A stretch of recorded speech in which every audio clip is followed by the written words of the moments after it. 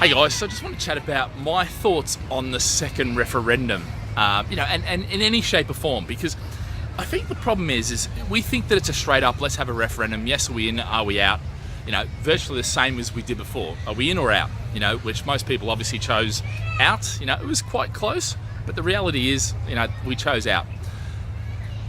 Do we have a second referendum? And the question is, what happens if that comes back the same? Do we then do a third referendum? Do we have even time to have a referendum?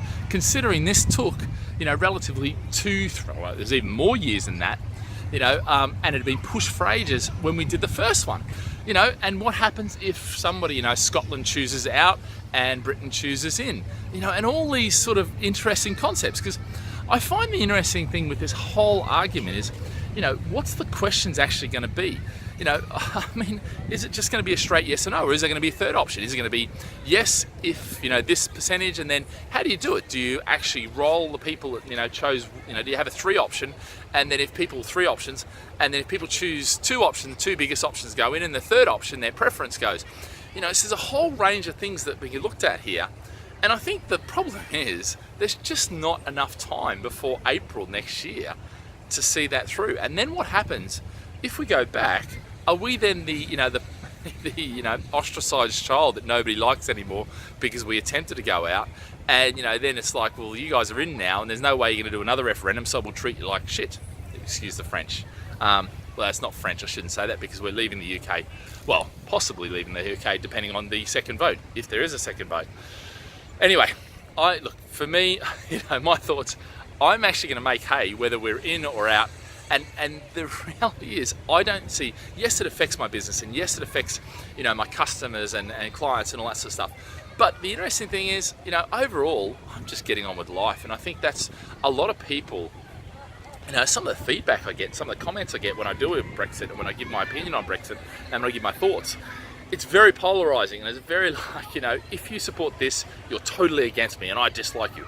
I sent an email out the other day, and I mentioned some things about Brexit, and it was amazing how many people come back saying, almost like F you, Brett, stick it up your, Brett, and some other rather educating things that I thought, I sort of think, really, is it that serious?